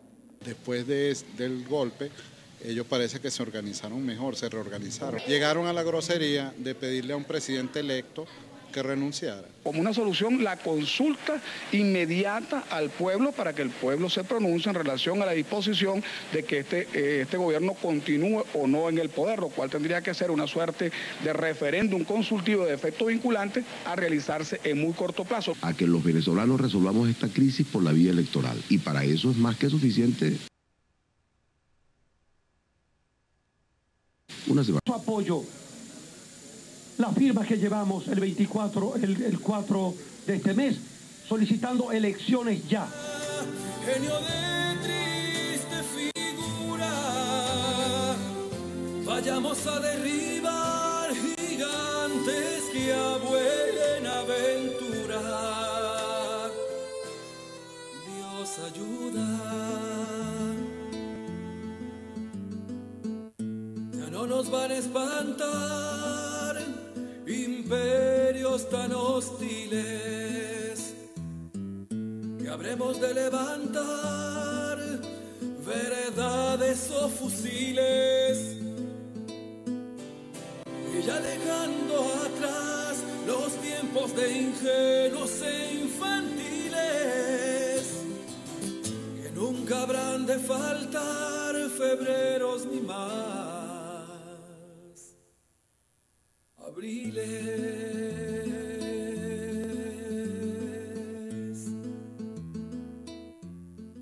Y por eso hemos dicho que estamos dispuestos a discutir absolutamente todo en el marco de la Constitución, todo dentro de la Constitución, nada fuera de la Constitución. Hemos dicho que la Constitución, sabiamente el constituyente incluyó algo que no teníamos en la Constitución del 61, que es la revocatoria del mandato. Y la revocatoria del mandato se cumple, como todos sabemos, a la mitad del periodo. Y la mitad del periodo significa llegar al 18 de agosto. Para el referéndum revocatorio dentro de 1 año y 51 días. Y bueno, esperemos que pase 1 año.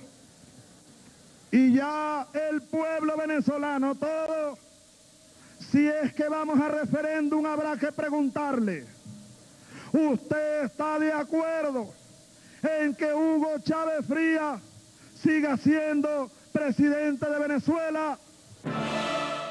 El llamado a paro el 21 de octubre del 2002 fue la preparación del sabotaje a la empresa petrolera PDVSA. Los mecanismos de la guerra irregular fueron activados por la oposición para conducir al país a una confrontación civil. Trataron de hacer un paro primero el paro, después la marcha y después el golpe. Ahora han invertido los factores. Primero la marcha que han convocado para el 10. Después la amenaza de paro, pero como saben que no lo van a lograr, entonces después viene el golpe para evitar el supuesto paro. La paro se concretó el día 10 de octubre. Al finalizar una marcha o toma de Caracas fijada por Fede Cámaras, CTV y la Coordinadora Democrática, la consigna fue elecciones ya. La oposición dio hasta el miércoles 16 de octubre para que el presidente fuera a comicios. Si no, se concretaba la paralización el día 21 de octubre.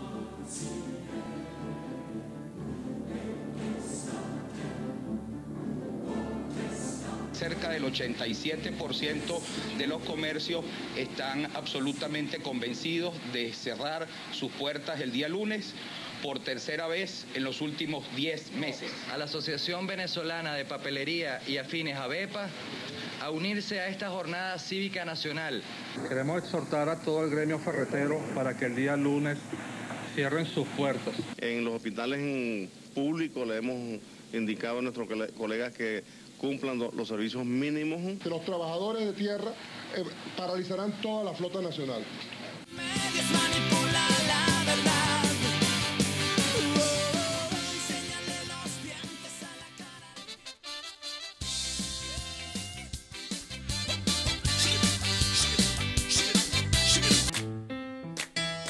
Ahora los guapos ya saben de leyes, incluso luego de aplicar incisión. Un paso atrás. En la Constitución el constituyente es muy claro. Dice los trabajadores y trabajadoras. No dijo los ciudadanos, no dijo los empresarios. A la cabeza de estas acciones estaban los medios de comunicación controlados por las corporaciones internacionales capitalistas y la burguesía nacional apátrida, bombardeando permanentemente todo el país con falsas informaciones, logrando crear así una realidad virtual. No existe libertad de expresión, no se respetan los derechos humanos, no hay gobernabilidad. Va a ser determinante y fulminante, y es justamente donde se va a demostrar que la gran mayoría de los venezolanos no quiere que este gobierno continúe en el poder para lograr entonces construir la Venezuela que todos soñamos. Muchas gracias una vez más a ambos por estar aquí desde bien temprano en este programa especial de Primera Página. Gracias, y Manuel. Gracias, solidaridad yo sé con Globovisión. 1 millón. Y de Cámara hacemos voto por favor. Para poder hablar de la guerra mediática, debemos primero que nada comprender en qué contexto histórico nos encontramos, cuál es el momento que está viviendo América Latina. Como todos sabemos, ya casi es un lugar común, se dice que América Latina es el patio trasero de Estados Unidos, no porque a nosotros nos guste ese término, sino porque los sucesivos gobiernos decretan que en estos momentos Estados Unidos está llegando a su máxima expresión en cuanto a lo que ellos han llamado su destino manifiesto.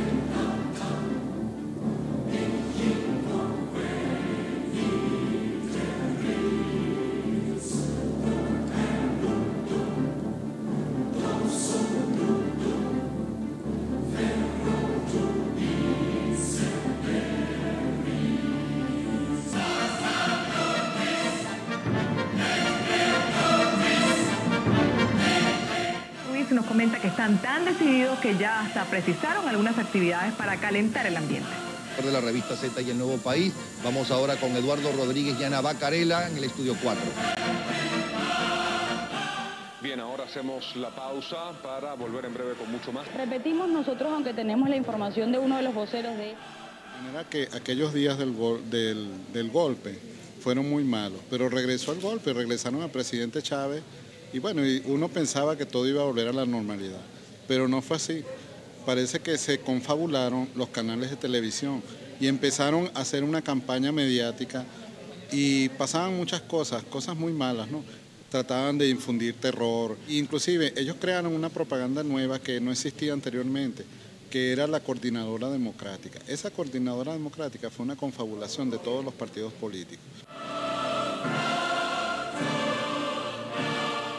El 22 de octubre del 2002, militares involucrados en el golpe del 11 de abril ocupan la Plaza Francia, en la urbanización Altamira, y convocan a desconocer la autoridad del presidente Hugo Chávez Frías.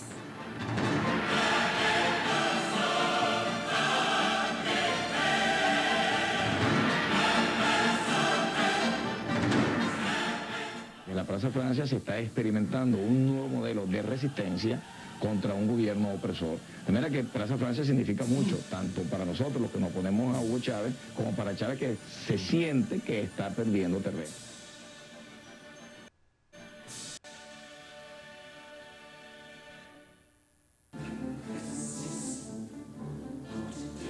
Y para prestar también su apoyo, la diputada Liliana Hernández y el alcalde de Chacao, Leopoldo López. Es la primera vez que el alcalde se sube a la tarima un poco para manifestar su respaldo. Vamos a escuchar un poco cuál es el ambiente en este momento, Carla, y qué es lo que está diciendo Maeca López Méndez a la gente de la Plaza Altamira.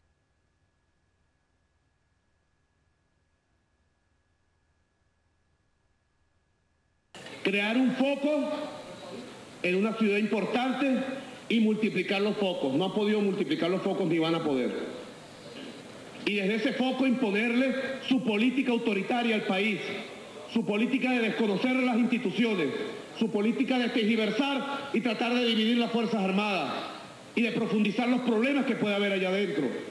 En el marco del pensamiento bolivariano de paz, de armonía y de todos los pueblos de América. En estos momentos, los generales comandantes de los componentes de la Fuerza Armada Nacional identificamos ante la comunidad nacional e internacional nuestros principios institucionales en apoyo a la democracia de paz y de armonía. Siglos de sol en la piel, sus bienes y sus males,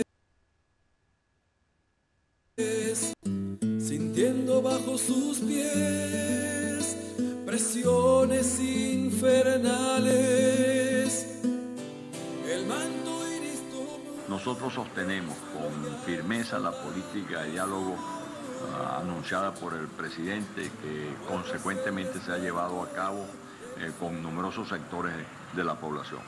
Y como parte de esa política de diálogo, existe ayer la delegación del gobierno nacional, del gobierno revolucionario, hizo una formal protesta en el seno de la Comisión de Mesa por un hecho insólito, que consiste en que mientras están sentados en la mesa de diálogo, personeros amparándose en la invitación formulada por el gobierno, o invitación que tiene como propósito defender la paz y la democracia venezolana, al mismo tiempo afiliados a la Coordinadora Democrática, llevan a cabo alianzas y pactos con los grupos amotinados de Altamira.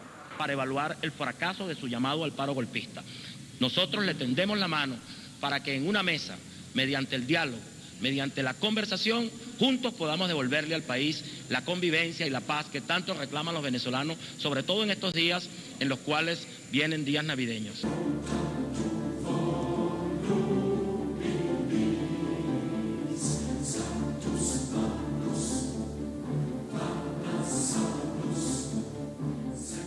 Las relaciones están regular porque a nosotros nos preocupa cualquier país que tenga problemas internos de la índole que tiene Venezuela hoy en día y la inestabilidad que existe en Venezuela. Así que las relaciones podían estar mejor. Y de hoy también se subraya aún más la necesidad de llegar a un acuerdo negociado. Esos acontecimientos subrayan aún más la necesidad de llegar a una solución negociada, pacífica, democrática y electoral. La naturaleza del imperialismo hace que no puedan cesar jamás. Mientras el imperialismo exista, mientras no sea derrotado por los pueblos y por el propio pueblo norteamericano, que tendrá al final de cuentas que ser el responsable de su derrota, mientras eso ocurra, ellos estarán torpedeando, poniendo camino y buscando destruir a todo gobierno, a toda acción popular que esté dirigida a la independencia nacional, a la liberación nacional. Estados Unidos utiliza para el control del mundo organizaciones como la USAID, la Agencia para el Desarrollo Internacional de los Estados Unidos, y la ANED, la Fundación Nacional para la Democracia. Desde el 2001, Estas organizaciones invirtieron más de 20 millones de dólares para fomentar el conflicto y la inestabilidad en Venezuela. Seguir instando a los ciudadanos norteamericanos para que por favor que tengan cuidado en las situaciones que merecen cuidado y de nuevo abogando para que los venezolanos busquen y encuentren una solución pacífica, democrática y electoral. Bien, muchísimas gracias. Era John Lowe, agregado de prensa de la Embajada de Estados Unidos, el que nos acompañaba en los estudios de Globovisión.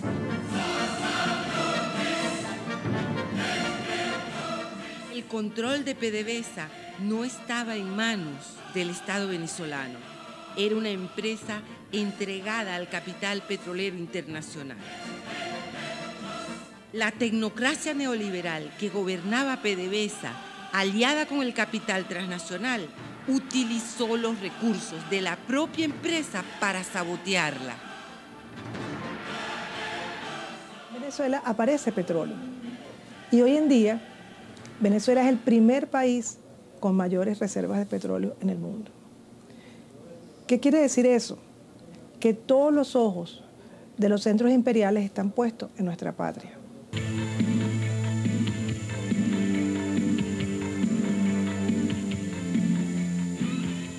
Ojalá y se pueda reaccionar a tiempo para que estas cosas se sigan viendo como debe ser, como el instrumento hacia el desarrollo, porque estamos en una situación en la cual hemos visto un deterioro progresivo, acelerado de la economía, y aquí se habla mucho de pérdida de legitimidad de este gobierno, que generalmente se trata en el plano político, institucional y constitucional, pero también tiene una dimensión económica. Una buena manera de perder legitimidad a un gobierno es no resolver los problemas del país. Aquí hay que hacer enormes y tremendos sacrificios.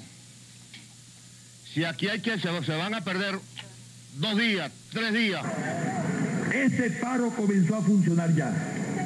Estamos en el preparo, porque ayer lanzaron bombas lacrimógenas en el metro de Caracas. Esta mañana lanzaron bombas lacrimógenas.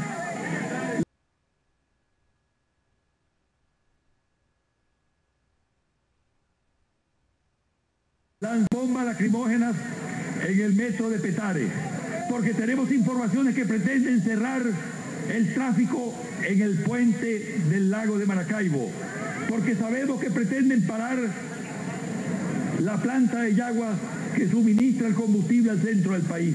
Un paro ilegal, es un paro golpista y es un paro terrorista además. Este gobierno va a enfrentar en el propio terreno la acción terrorista de los golpistas. Somos gente de paz, somos gente de diálogo, somos gente de entendimiento, pero no somos pendejos.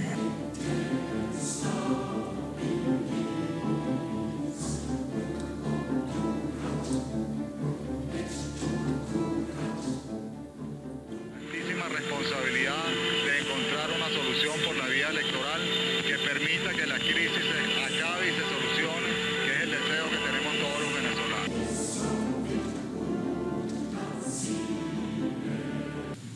No nos vamos a retirar de la mesa. Nosotros seguimos en esta mesa y llamamos a la oposición a crear un clima, a contribuir a crear un clima que facilite la salida electoral que está planteada en el documento inicial. Ahí hay 2 posiciones, como hemos venido señalando. De un lado está la oferta engañosa que ha hecho la oposición, que la entrampó. La oposición está entrampada, porque hizo con una consigna, generó unas expectativas. La salida ya de Chávez. Chávez sale ya. Por otra parte, hace una propuesta que es el referéndum consultivo, que no conduce a la revocatoria de mandato, conduce a encuestar la opinión pública, que no es obligante. Insisto, el próximo 2 de diciembre, pero para que quede suficientemente claro, frente a la población venezolana y a nivel internacional, lo ratificamos y lo reiteramos, por lo que ello representa, si las circunstancias nos obligan, iniciar el mismo antes del 2, se iniciará este paro cívico antes del 2. Son 3 las ocasiones que la Cámara de Centros Comerciales Pro Franquicia y la Asociación de Tiendas por Departamentos se pliegan a un paro cívico nacional. Dicen que apoyarán este paro a pesar de la temporada navideña. Fueron despejadas las dudas sobre la realización del paro, que sin duda alguna se va a efectuar el próximo lunes 2 de diciembre desde las 6 de la tarde. Desde las 6 de la mañana. Miembros de la Confederación de Trabajadores de Venezuela aseguran que el Zulia está totalmente preparado para plegarse a esta convocatoria y que tendrá una respuesta de más de 80%. Paro más, de que no va a ser una simple jornada más, sino que va a ser la faena definitiva con estocada y todo a los efectos de que triunfe la democracia, de que triunfe el pueblo y recuperemos la unidad nacional. Fede Cámaras y la CTV a que cumplan de frente con el país y también con sus agremiados con la responsabilidad de decretar el paro general. El derecho a huelga es un derecho de los trabajadores y trabajadoras, no de los empresarios. Los empresarios cuando hacen huelga o cierran la empresa, eso no se llama huelga, eso se llama un lockout. El sabotaje a la empresa petrolera que se inició el 2 de diciembre del 2002 fue un acto criminal de las corrientes fascistas, terroristas y golpistas que atentaron contra la economía de Venezuela.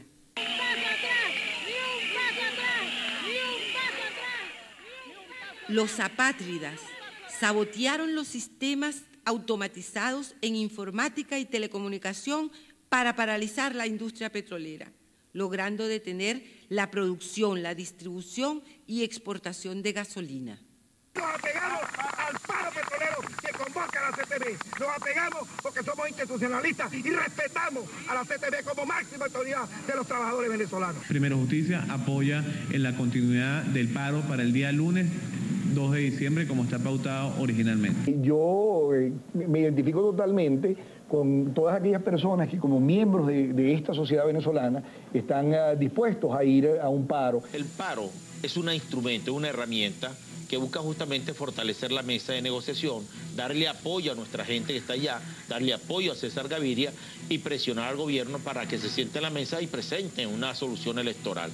Soy cívico, muy cívico, cívicamente cívico. Yes. ¡Ajá! Cívicamente te convoco al paro activo, trancacalles no le parece al común de los mortales. Los maldices con estilos y los hallas con sus hijos. Si están solos, vamos todos, cacerola con los monos. A las puertas de una insurrección popular y la tónica la da el gobierno. Si hay más detenciones, si hay acciones de presión sobre los dirigentes del paro en distintos niveles de actividad y en distintos lugares de la República, este país va a la insurrección popular y el gobierno de Chávez tendría entonces las horas contadas. Soy un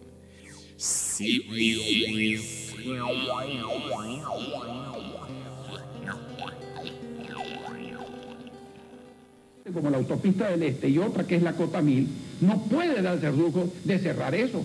Tú le estás cerrando el paso a una mujer que va a parir, a un hombre que tiene un infarto, a un camión que está cargado de alimentos que se echan a perder si no llegan a su destino, a unos hombres que van a salir a ganarse la vida. ¿Qué derechos tienen ellos de hacer eso? 6 de la mañana y hasta la 1 de la tarde. Tranca tu barrio. Tranca tu calle. Tranca tu carretera. Tranca tu urbanización. Tranca tu avenida. Tranca tu autopista. Tranca Caracas.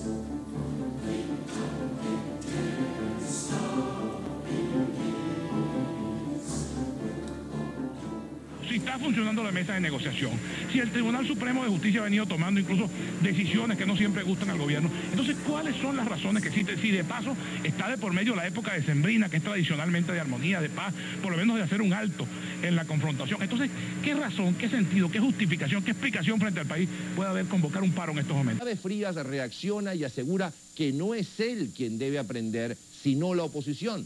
Además, en el mitin asegura que no acepta chantajes y que el paro de PDVSA es un crimen contra el mundo.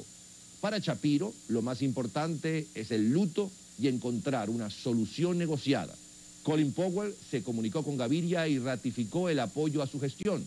Se dice que Washington le dio 72 horas para solucionar el problema petrolero que ya afecta a la llegada del petróleo venezolano allá a los Estados Unidos.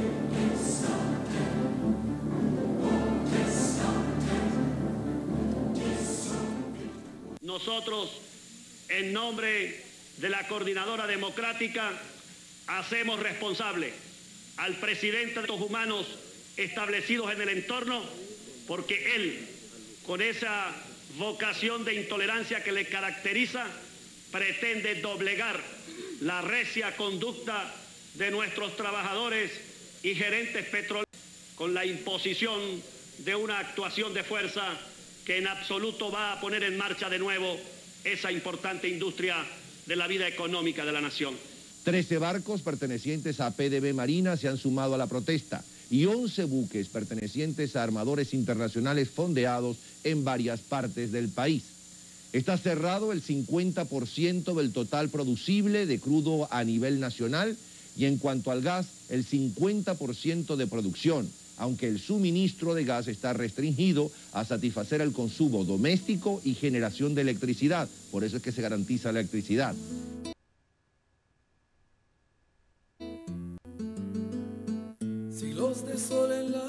Durante el sabotaje a la industria petrolera, las pérdidas fueron cuantiosas. Se perdieron 500,000 de puestos de trabajo. Miles de comercios quebraron. Los servicios de salud no prestaron la atención adecuada. El pueblo sufrió desabastecimiento de alimentos y gas.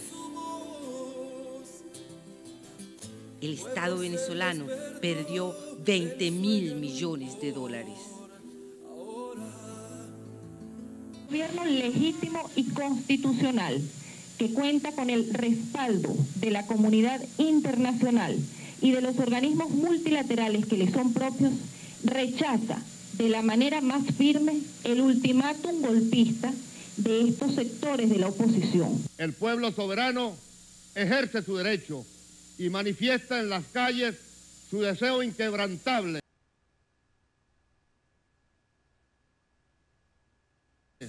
de esa pesadilla llamada Chávez. Anunciamos al pueblo, primero, que el pueblo en el ejercicio de su soberanía continúa ahora con más fuerza.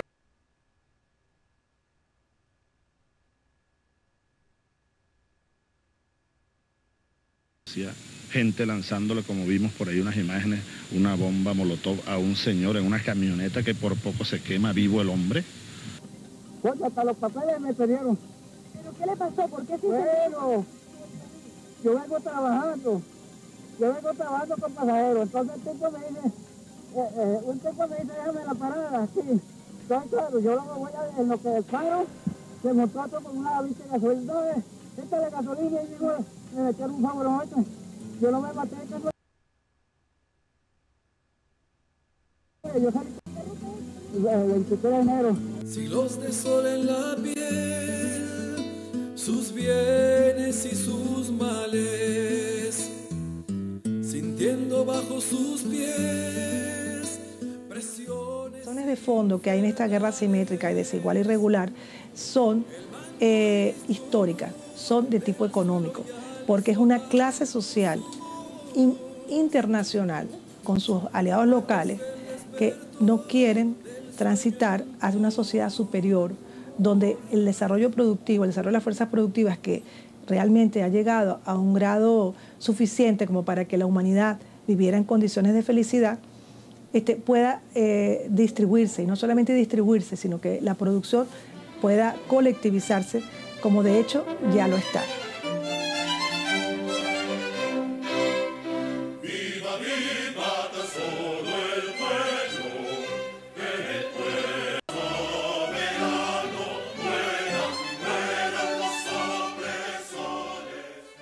Y eso hizo que en fechas posteriores a ese golpe, que viene el paro petrolero, una serie de incertidumbres, la gente se organizara.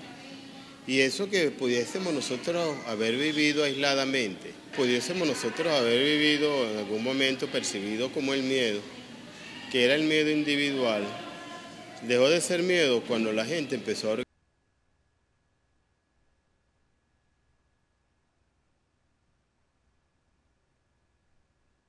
organizar. Hoy hemos demostrado, como lo hicimos el 98, el 99, el 2000, que el pueblo es sabio y sabe administrar su victoria con humildad, de manera cívica y pacífica. Por nuestro petróleo, por nuestro trabajo, por la Constitución y la paz. Todos los días a las 10 de la noche, la inmensa mayoría rechaza el terrorismo y el golpismo. 10 de la noche, gran cacerolazo bolivariano.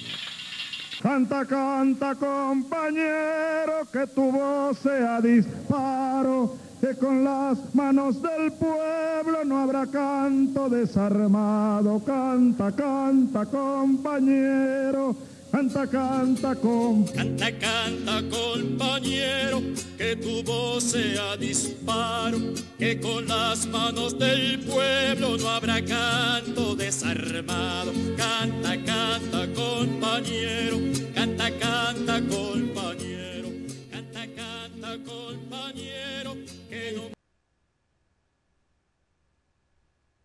pueblo resistió. De vino ancestral viene tu cueca de lucha. No podemos optar entre vencer o morir.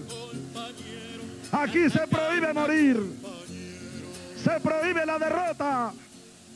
Necesario es vencer para que viva la República Bolivariana y para que viva la paz que tengo entre mis manos y que suelto con todo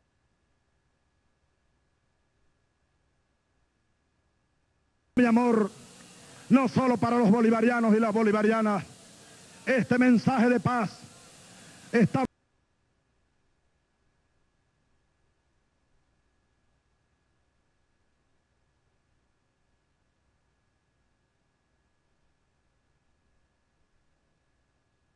blanca paladora de paz, que vaya y lleve un mensaje a todos los venezolanos y que nos indique el camino de Venezuela, la paz, la justicia, la democracia y la grandeza. Va para mi gente.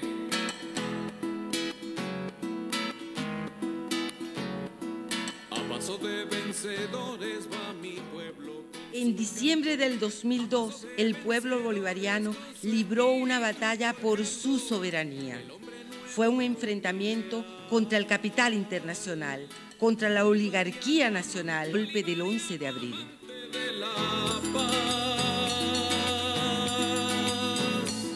¡Con fuerza!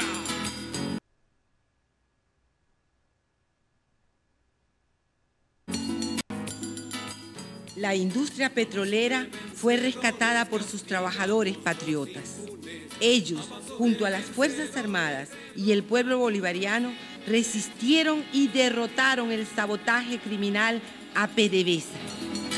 La mitocracia desaparecerá, decretado, y los golpistas tiemblan ya. La mitocracia desaparecerá. La lucha contra el imperialismo es incesante hasta que sea vencido. Y la lucha tiene que ser llevada por el pueblo organizado, unido, consciente cada vez más y disciplinado. Y por una dirección y una organización política que esté completamente, orgánicamente vinculada con el pueblo.